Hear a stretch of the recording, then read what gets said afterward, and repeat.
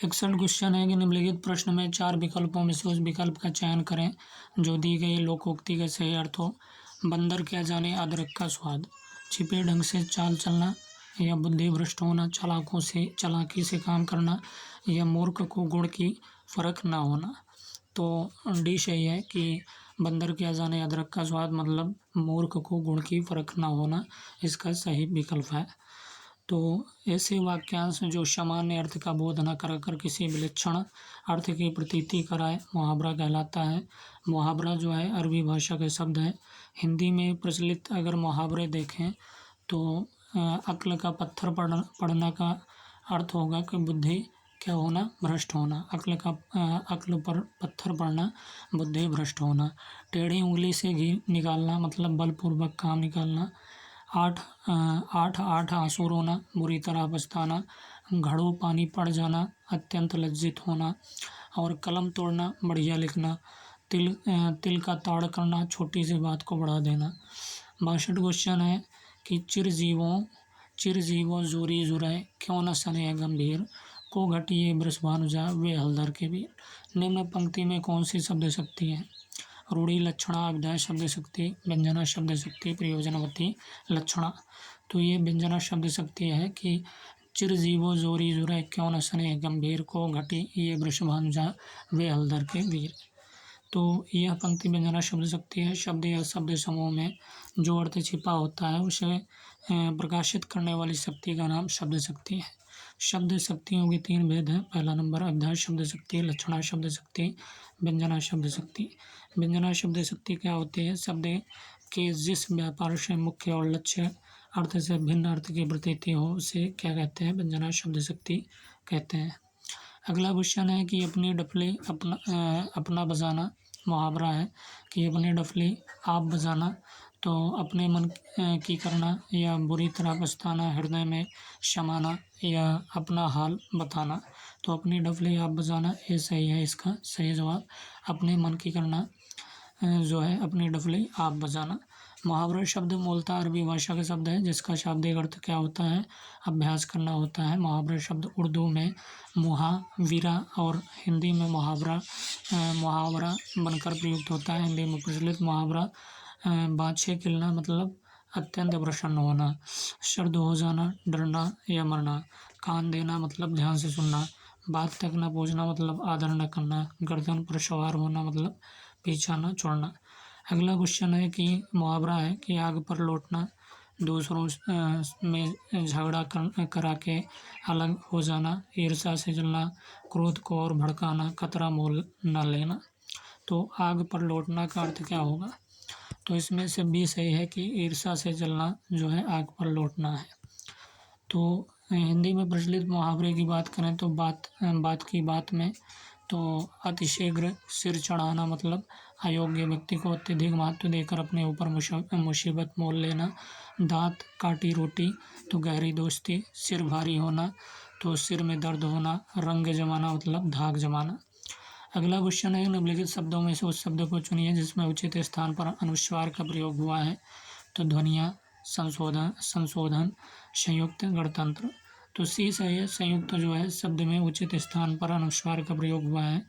अनुस्वार यह स्वर के बाद आने वाला व्यंजन है जिसकी ध्वनि नाक से निकलती है, जैसे अंगूर, अंगद और कंकड़। 66 क्वेश्चन है कि इस करुणा कलित हृदय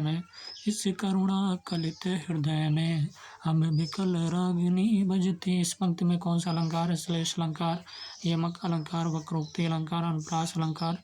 तो ये अनुप्रास अलंकार है। इस करुणा कलित हृदय में अब विकल रागिनी बजती। तो ये कौन सा अलंकार है? अनुप्रास अलंकार। पंक्ति में क्या है? अनुप्रास अलंकार। अनुप्रास की बात करें तो वर्णों की आवृत्ति को अनुप्रास कहते हैं। अनुप्रास के कई प्रकार हैं।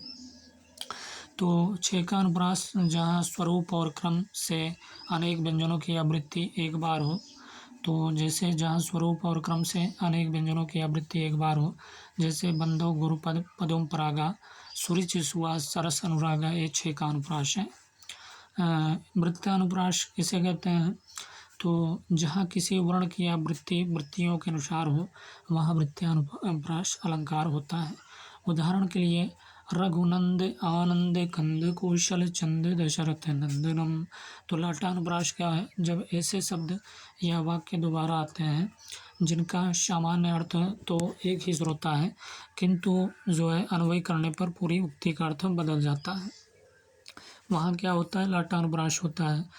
तो जैसे मांगी नाव न केवट आना, मांगी नाव न केवट आना, ये क्या है? लाटानुप्रास है। तो इसमें इस करुणा कलित हृदय में विकल रागनी बजती में कौन सा अलंकार है? तो अनुप्रास अलंकार। 67 क्वेश्चन है कि निम्नलिखित प्रश्न में 4 विकल्पों में से उस विकल्प के चयन करें जो दी गई लोकोक्ति के सही अर्थ हो। तो अब की जब के साथ, अब की अब जब के साथ। तो जीवन में विपत्ति सब पर आती है, किसी तरह की जिम्मेवारी का ना होना, थोड़े दिन की शान शौकत, सदा वर्तमान की ही चिंता करनी चाहिए। तो कौन सा सही है? तो डी सही है कि सदा वर्तमान की ही चिंता करनी चाहिए, अब की अब और जब के साथ। तो अब की अब जब के साथ लोकोक्ति के सही अर्थ क्या है? सदा वर्तमान की ही चिंता करनी चाहिए। लोकोक्ति के पीछे कोई कहानी या घटना होती है, उससे निकली बात बाद में लोगों की जुबान पर जब चल निकलती है तब लोकोक्ति हो जाती है। यथा जैसे आँख के अंधे गांठ के बोरे, आँख के अंधे और गांठ के बोरे मूर्ख परंतु धनवान। घर पर जोगी जोड़ा आन गांव का सिद्ध, निकट का गुणी व्यक्ति कम सम्मान पाता है और पर दूर का जो है ज़्यादा। तो घर का जोगी जोड़ा आन गांव का सिद्ध। चिराग तले अंधेरा मतलब अपनी बुराई नहीं दिखती। ना रहेगा बाँस ना बजेगी बाँसुरी, तो मूल कारण को रफा दफा करें तो झगड़ा फसाद ही ना हो। तो निम्नलिखित प्रश्न में 4 विकल्पों में से उस विकल्प का चयन करें जो दी गई लोकोक्ति के सही अर्थ है। तो अंधे के आगे रोना अपना दीदा खोना, इसका सही अर्थ क्या होगा? तो अपने घर या गली मोहल्ले में बहादुरी दिखाना, आमदनी से अधिक खर्च, अपनी इज्जत अपने हाथ होती है, मूर्खों को सदुपयोग देना, ये अच्छी बात बताना व्यर्थ है। तो अंधों के आगे रोना अपना दीदा खोना, डी सही है कि मूर्खों को सद उपदेश देना, यह अच्छी बात बताना व्यर्थ है। तो अंधों के आगे रोना अपना दीदा खोना। अन्य अगर लोकोक्तियाँ देखें तो न सावन सूखा न भादो हरा, न सावन सूखा न भादो हरा मतलब सदैव एक सा बना रहना। नदी नाव संयोग मतलब थोड़े समय का साथ, नदी नाव संयोग का अर्थ है फिसल पड़े तो हर गंगा, मजबूरी से विवश होकर काम करना। बंदर के गले में मोतियों की माला, तो निर्गुणी के पास गुणवान का होना। अब अगला क्वेश्चन है, निम्नलिखित प्रश्न में 4 विकल्प का चयन कीजिए और मुहावरा बताइए सही अर्थ क्या है। उड़ती चिड़िया को पहचानना का अर्थ क्या होगा? तो मन की या रहस्य की बात तुरंत जानना, अनहोनी या लीक से हटकर बात करना, फिक्र या चिंता करना, दूसरे को नीचा दिखाने के प्रयास में स्वयं नीचा देखना। तो उड़ती चिड़िया को पहचानना का अर्थ क्या है? तो ये सही है। उड़ती चिड़िया को पहचानना का मतलब है मन की या रहस्य की बात तुरंत जानना, मन की या रहस्य की बात जो है तुरंत जानना जो है उड़ती चिड़िया को पहचानना सही है। अन्य मुहावरे अगर देखें तो आँखों में सरसों घोलना, नशे में होना, विवेक ना होना। तो अन्य मुहावरे क्या है? आँखों में सरसों फूलना मतलब नशे में होना, विवेक ना होना। अंग गिराना का मतलब क्या है? उत्साह न दिखाना। ऊंचा सुनना मतलब कम सुनना। एक अनार 100 बीमार मतलब आवश्यकता से अधिक मांग। अगला क्वेश्चन है कि लोकोक्ति है और इसका सही अर्थ क्या है? ओस चाटे प्यास नहीं बुझती, ओस चाटे जो है प्यास नहीं बुझती। तो सही अर्थ क्या है? तो बड़े काम के लिए विशेष प्रयत्न की आवश्यकता होती है। एक कष्ट पर दूसरा कष्ट, दोनों ओर मुसीबत, मूर्ख किंतु धनवान। तो बड़े काम के लिए विशेष प्रयत्न की आवश्यकता होती है, तो ओस चाटे प्यास नहीं बुझती, ये सही अर्थ है। अन्य लोकोक्तियों की बात करें तो किसी का घर जले कोई तापे, किसी का घर जले कोई तापे, तो किसी के दुख में किसी का खुश होना। खूंट के बल बछड़ा कूदे, तो दूसरे के बल पर काम करना। गई मांगने पूत खो गई भरतार, तो थोड़े लाभ के चक्कर में अधिक नुकसान। गोद में लड़का शहर में ढिंढोरा, तो वस्तु पास में हो लेकिन उसकी तलाश दूर तक हो, ये सही अर्थ है लोकोक्तियों की।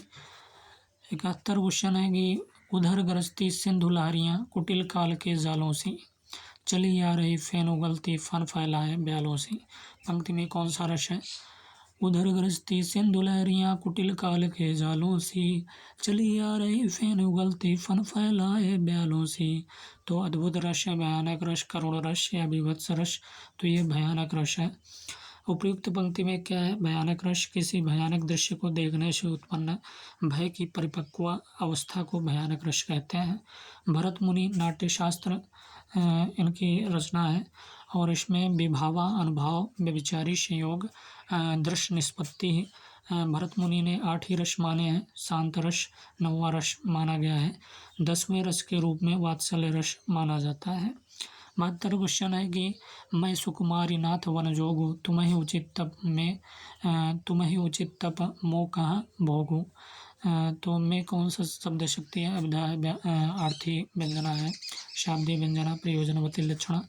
तो बी सही है इसमें से, आर्थी व्यंजना है। मैं सुकुमारी नाथ वन जोगू, तुम्हें उचित तप मोह कहाँ भोगू। पंक्ति में आर्थी व्यंजना शब्द शक्ति है। व्यंजना शब्द शक्ति के 2 भेद हैं।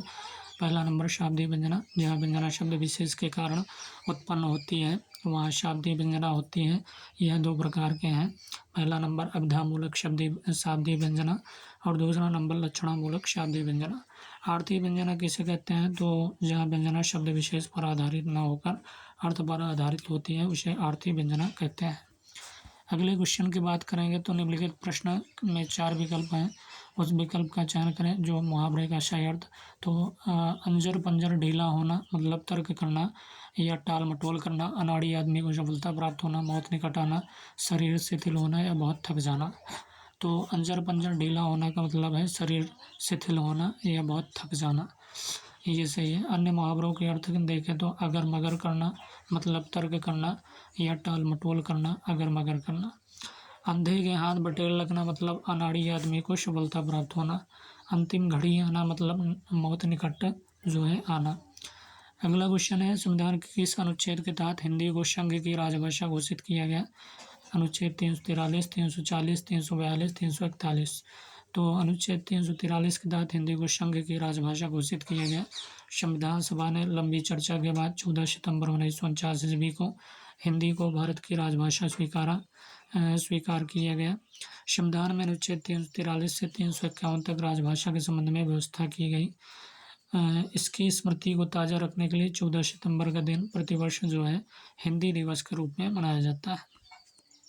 75 क्वेश्चन की बात करेंगे कि हिंदी इसी मिट्टी की बोली है और अरबी या फारसी से अधिक जनमानस के निकट है। तो किस भाषाविद का मत है कि हिंदी जो है इसी मिट्टी की बोली है और अरबी या फारसी से अधिक जनमानस के निकट है? किस भाषाविद का मत है? ग्रियर्सन 1901 की जनगणना की रिपोर्ट है, फैलन या रिचर्ड्स। तो सी सही है कि फैलन जो है कहते हैं कि हिंदी इसी मिट्टी की बोली है और अरबी या फारसी से अधिक जनमानस के निकट है। तो किसके द्वारा कहा गया? फैलन के द्वारा। ग्रियर्सन के अनुसार अगर देखें तो यही हिंदी एक भाषा है जिसमें 2 विभिन्न प्रांतों के लोग आपस में बातचीत कर सकते हैं। यह भारत में सर्वत्र समझी जाती है। 1901 की जनगणना की रिपोर्ट के अनुसार हिंदी के पास ऐसा शब्दकोश है और अभिव्यक्ति की ऐसी सामर्थ्य जो अंग्रेजी से किसी प्रकार जो है कम नहीं। अगले क्वेश्चन की बात करें कि मुख्य अर्थ में भिन्न होते हुए भी उससे कुछ जो है मुख्य अर्थ से भिन्न होते हुए भी उससे कुछ संबंध अर्थ प्रकट करने वाली शब्द शक्ति को क्या कहते हैं? तो लक्षणा, शाब्दी व्यंजना, अभिधा या आर्थी व्यंजना। तो ये सही है, लक्षणा है कि मुख्य अर्थ में भिन्न होते हुए भी उससे कुछ संबंध अर्थ प्रकट करने वाली शब्द शक्ति को लक्षणा शब्द शक्ति कहते हैं। देखिए लक्षणा मुख्य अर्थ से भिन्न होते हुए भी इससे संबंध अर्थ प्रकट करने वाली शब्द शक्ति को क्या कहते हैं? लक्षणा शब्द शक्ति कहते हैं। शब्द या शब्द समूह में जो अर्थ छिपा होता है उसे प्रकाशित करने वाली शक्ति का नाम क्या होता है? शब्द शक्ति है। शब्द शक्तियाँ के 3 भेद हैं। पहला नंबर वाच्यार्थ पर आधारित शब्द शक्ति अभिधा और दूसरा नंबर लाक्षार्थ पर आधारित शब्द शक्ति लक्षणा और तीसरा नंबर व्यंग्यार्थ पर आधारित शब्द शक्ति व्यंजना। लक्षण शब्द शक्ति क्या है? शब्दों के मुख्य अर्थ को बाधित कर परंपरा या लक्षणों के आधार पर अन्य अर्थ को ग्रहण किया जाता है, उसे लक्षण शब्द शक्ति कहते हैं। 77 क्वेश्चन है कि निम्नलिखित प्रश्न में से दिए गए अंग्रेजी शब्द का हिंदी परिभाषक शब्द लिखिए। तो इसमें मेमोरेंडम का जो है हिंदी अर्थ क्या होगा? प्रशासन, ज्ञापन या प्रबंधक या आयोग। तो मेमोरेंडम का हिंदी अर्थ अगर देखें तो ज्ञापन होगा मेमोरेंडम का हिंदी अर्थ। तो मेमोरेंडम शब्द का हिंदी परिभाषक शब्द ज्ञापन होता है। अन्य विकल्प शब्दों के लिए अंग्रेजी शब्द निम्नलिखित हैं, जैसे एडमिनिस्ट्रेशंस का प्रशासन होगा, और मैनेजर का जो है प्रबंधक होगा, और कमीशन का क्या होगा? कमीशन का आयोग होगा। अगला क्वेश्चन है कि निम्नलिखित प्रश्न में 4 विकल्पों में से उस विकल्प का चयन करें जो दी गई लोकोक्ति के सही अर्थ। तो आग लगनते झोपड़ा जो निकले सो लाभ। आग लगनते झोपड़ा जो निकले सो लाभ। तो पहला नंबर है कि नुकसान होते होते जो कुछ बच जाए वही बहुत है। बहुत बढ़ कर बातें करना। उद्योगी को ही धन मिलता है, यह लेने का देना। तो ये सही है। नुकसान होते होते जो कुछ बच जाए वही बहुत है। नुकसान होते जो कुछ बच जाए वही बहुत है। ये जो है आग लगनते झोपड़ा जो निकले सो लाभ। तो लोकोक्ति के सही अर्थ है नुकसान होते होते जो कुछ बच जाए वही बहुत है। अगला है कि बहुत बढ़ कर बातें करना, मतलब इतनी सी जान गज भर की जुबान। इतनी सी जान गज भर की जुबान। उद्योग को ही धन मिलता है। उद्योगित्र पुरुष सिंहानुपैत लक्ष्मी। लेने के देने, लाभ के बदले हानि होना। अगला क्वेश्चन है कि 69 क्वेश्चन है कि पड़ी थी बिजली सी विकराल। पड़ी थी बिजली सी विकराल, लपेटे थे घन जैसे बाल। इस पंक्ति में कौन सा अलंकार है? पड़ी थी बिजली सी विकराल, लपेटे थे घन जैसे बाल। इस पंक्ति में कौन सा अलंकार? उपमा अलंकार, रूपक अलंकार, विवक्षा अलंकार, संदेह अलंकार। तो ये सही है, उपमा अलंकार। इसमें कौन सा है? उपमा अलंकार है। पड़ी थी बिजली सी विकराल, लपेटे थे घन जैसे बाल। पंक्ति में क्या है? उपमा अलंकार है। समान धर्म, स्वभाव, शोभा, गुण आदि के आधार पर जहाँ एक वस्तु की तुलना दूसरी वस्तु से की जाती है वहाँ उपमा अलंकार होता है। उपमा के 4 अंग होते हैं। पहला नंबर उपमेय, जिसकी उपमा दी जाए। उपमान, जिससे उपमा दी जाए। वाचक, जिस शब्द से उपमा प्रकट की जाए। समान धर्म, जिस गुण आदि को लेकर उपमा दी जाए। रूपक अलंकार किसे कहते हैं? जहाँ उपमेय को उपमान के रूप में दिखाया जाए वहाँ रूपक अलंकार होता है। उदाहरण जैसे उदित उदयगिरि मंच पर, रघुवर बाल पतंग, भिक्षे संत सरोज वन, हर्षे लोचन भृंग। विवक्षा अलंकार की बात करें तो जहाँ आदर, घृणा, हर्ष, शोक आदि भावों को व्यक्त करने के लिए किसी शब्द की आवृत्ति होती है वहाँ विवक्षा अलंकार होता है। उदाहरण जैसे कातर दिठि कर चौदिस हेरी हेरी। कातर दिठि कर चौदिस हेरी हेरी। संदेह अलंकार की बात करें तो जहाँ किसी वस्तु को देखकर संशय बना रहे, निश्चय न हो, वहाँ संदेह अलंकार होता है। उदाहरण सारी बिच नारी है कि नारी बिच सारी है, कि सारी ही की नारी है कि नारी ही की सारी है। तो ये क्या है? संदेह अलंकार है। 80 क्वेश्चन है कि संविधान में प्रांतीय भाषाओं के दावे को किस अनुसूची द्वारा स्वीकार किया गया? 8वीं, 10वीं, 9वीं या 60वीं। तो ये सही है, 8वीं अनुसूची द्वारा संविधान में प्रांतीय भाषाओं के दावों को स्वीकार किया गया। भारतीय संविधान की 8वीं अनुसूची भारत की भाषाओं से संबंधित है। इस अनुसूची में 22 भारतीय भाषाओं को शामिल किया गया है जो निम्नलिखित है। पहला कश्मीरी, सिंधी, पंजाबी, हिंदी, बंगला, असमिया, उड़िया, गुजराती, मराठी, कन्नड़, तेलुगु, तमिल, मलयालम, उर्दू, संस्कृत, नेपाली, मणिपुरी, कोंकणी, संथाली, बोडो, डोगरी और मैथिली, ये सभी हैं। अगले क्वेश्चन की बात करेंगे तो अगला है निम्नलिखित अवतरण को ध्यानपूर्वक पढ़िए और उससे संबंधित प्रश्नों के उत्तर के लिए दिए गए बहुविकल्पों में से सही विकल्प को चुनिए। तो आश्चर्य की बात है कि मनुष्य कभी अपने आप से यह प्रश्न नहीं करता कि उसे क्या चाहिए। आश्चर्य की बात है कि मनुष्य कभी अपने आप से यह प्रश्न नहीं करता कि उसे क्या चाहिए। सामान्य रूप से वह जानता है कि उसे अच्छा काम धंधा चाहिए, सुख, वैभव और विलास चाहिए, लेकिन यह सब ऊपर की बातें हैं। सब बातों के नीचे एक रहस्य और है, मनुष्य का परमात्मा से कटा होना। यह करना ही उसके सब दुखों का कारण है। इसी दुख की पूर्ति के लिए कभी वह रिश्ते नाते जोड़ता है, कभी सांसारिक सफलता पाकर खुश होता है, लेकिन सफलता का सुख भी उसे पूरी संतुष्टि नहीं दे पाता। गौतम बुद्ध भी सांसारिक सुख पसंद नहीं कर पाए थे। तब उनके मन में प्रश्न उठा था कि आखिर मुझे संतोष कैसे मिलेगा। इस प्रश्न का उत्तर उन्हें बड़ी साधना से मिला। गौतम बुद्ध परमात्मा को नहीं मानते थे।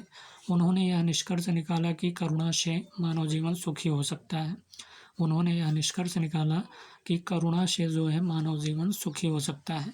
करुणा करुणा करने वाला अपने लिए नहीं, दीन दुखियों के लिए जीता है। इसी में उसे आनंद मिलता है। वास्तव में मानव का लक्ष्य यही आनंद पाना है। 81 क्वेश्चन है कि दिए गए अनुच्छेद का उपयुक्त शीर्षक क्या होगा। दीन दुखियों के लिए, वैभव और विलास के लिए मानव जीवन का लक्ष्य पूरी संतुष्टि। तो सी सही है, मानव जीवन का लक्ष्य है। दिए गए अनुच्छेद का उपयुक्त शीर्षक मानव जीवन का लक्ष्य होगा। दूसरा 82 है कि मनुष्य जीवन का वास्तविक कष्ट क्या है। तो सांसारिक सफलता है, रिश्ते नाते जोड़ना, ईश्वर से जुड़ाव, ईश्वर से अलगाव। तो मनुष्य जीवन का वास्तविक कष्ट क्या है। तो ईश्वर से अलगाव है। ईश्वर से अलगाव जो है मनुष्य जीवन का वास्तविक कष्ट है। अनुच्छेद के अनुसार सामान्य तौर पर मनुष्य जीवन में क्या चाहता है। तो सामान्य तौर से जो है अच्छा काम धंधा, सुख, वैभव जो है मनुष्य जो है अपने जीवन में पाना चाहता है। गौतम बुद्ध ने मानव जीवन को सुखी बनाने का कौन सा उपाय खोजा। तो डी सही है, करुणा अपनाने के लिए कहा उसने। उन्होंने गौतम बुद्ध ने मानव जीवन को सुखी बनाने के लिए करुणा अपनाने के लिए कहा। अगला क्या है कि दिए गए विकल्पों में से कौन सा लक्ष्य का समानार्थी शब्द नहीं है। तो अंतिम जो है ये लक्ष्य का समानार्थी शब्द नहीं है, बल्कि ध्येय, उद्देश्य और प्रयोजन, ये सभी जो है समानार्थी शब्द के जो है सही शब्द हैं। अगला है निम्नलिखित काव्यांश को ध्यानपूर्वक पढ़िए और उससे संबंधित प्रश्नों के उत्तर के लिए दिए गए बहुविकल्पों में से सही विकल्प को चुनिए। तो अचल खड़े रहते थे ऊंचा शीश उठाए तूफानों में। अचल खड़े रहते जो ऊंचा शीश उठाए तूफानों में, सहनशीलता दृढ़ता हस्ती जिनके यौवन के प्राणों में। अचल खड़े रहते जो ऊंचा शीश उठाए तूफानों में, सहनशीलता दृढ़ता हस्ती जिनके यौवन के प्राणों में। वही पंथ बाधा को तोड़े, वही पंथ बाधा को तोड़े, बहते हैं जैसे हो निर्झर, प्रगति नाम को सार्थक करता यौवन दुर्गमता पर चलकर। आज देश की भावी आशा बनी तुम्हारी ही तरुणाई, नए जन्म की श्वास तुम्हारे अंदर जग कर है लहराई। आज विगत युग के पतझड़ पर तुमको नौ मधुमास खिलाना, नौ युग के भ्रष्टों पर तुमको है नूतन इतिहास लिखाना। उठो राष्ट्र के नौ यौवन तुम, दिशा दिशा कर सुन आमंत्रण। जागो देश के प्राण लगा दो, नए प्रात का नया जागरण।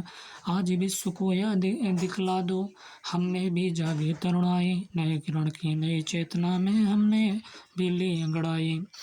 तो इसमें क्या है, अचल खड़े रहते जो ऊंचा शीश उठाए तूफानों में, सहनशीलता दृढ़ता हस्ती जिनके यौवन के प्राणों में। वही पंथ बाधा को तोड़े, बहते हैं जैसे हो निर्झर, प्रगति नाम को सार्थक करता यौवन दुर्गमता पर चलकर। आज देश की भावी आशा बनी तुम्हारी ही तरुणाई, नए जन्म की श्वास तुम्हारे अंदर जग कर है लहराई। आज विगत युग के बदजर पर तुमको नौ मधुमास खिलाना, नव युग के भ्रष्टों पर तुमको है नूतन इतिहास लिखाना। उठो राष्ट्र के नौ जीवन तुम, उठो राष्ट्र के नौ यौवन तुम, दिशा दिशा का सुना आमंत्रण। जागो देश के प्राण जगा दो, नए प्रात का नया जागरण। आज विश्व को यह दिखला दो, हम में भी जागी तरुणाई, नई किरण की नई चेतना में हमने भी ली अंगड़ाई। तो काव्यांश का उचित शीर्षक चुनिए। तो इसमें से उचित शीर्षक कौन सा है। तो नवयुवकों का आह्वान उचित शीर्षक है। 87 क्वेश्चन है कि मार्ग की रुकावटों को कौन तोड़ता है। वीर व्यक्ति तोड़ता है, शीश झुकाए व्यक्ति तोड़ता है, भावी व्यक्ति, बुद्धिमान व्यक्ति। तो मार्ग की रुकावटों को कौन तोड़ता है। तो ये सही है, वीर व्यक्ति तोड़ता है मार्ग की रुकावटों को। 88 क्वेश्चन है दिए गए विकल्पों में से कौन सा सार्थक का विलोम शब्द है। तो अर्थपूर्ण, अर्थवान, लाभप्रद या निरर्थक। तो दिए गए विकल्पों में से कौन सा सार्थक का विलोम शब्द है। तो डी सही है, डी सही है, निरर्थक शब्द सार्थक का विलोम शब्द है। तो सार्थक शब्द का विलोम क्या है? निरर्थक शब्द जो है सार्थक का विलोम शब्द है। कवि देश के नवयुवकों का आह्वान क्यों कर रहा है? क्योंकि उसमें जो है डी सही है, क्योंकि उनमें नए कार्य करने का उत्साह व क्षमता है। अगला क्वेश्चन है कि नवयुवक प्रगति के नाम को कैसे सार्थक करते हैं? तो प्रगति के नाम पर वे क्या करते हैं? दुर्गम रास्तों पर चलकर जो है नवयुवक जो है प्रगति के नाम को सार्थक करते हैं। दिए गए विकल्पों में से अधिगम वह विकास है जो किससे आता है? काम और उपयोग से, अभ्यास और प्रयास से, अध्यापन और प्रयास से, अध्ययन और लेखन से। तो बी सही है, अभ्यास और प्रयास से जो है आता है। अधिगम वह विकास है जो अभ्यास और प्रयास से आता है। बिना अभ्यास एवं प्रयास के हम कुछ भी नहीं सीख सकते, अतः शिक्षण अधिगम में अभ्यास एवं प्रयास का प्रभाव महत्वपूर्ण स्थान है। 92 क्वेश्चन है कि वह व्यक्ति जो जन्म से श्रवण दोष नहीं है लेकिन ज्ञान प्राप्त करने से पहले बाल्यावस्था में ही श्रवण क्षमता खो देता है, के अंतर्गत आता है।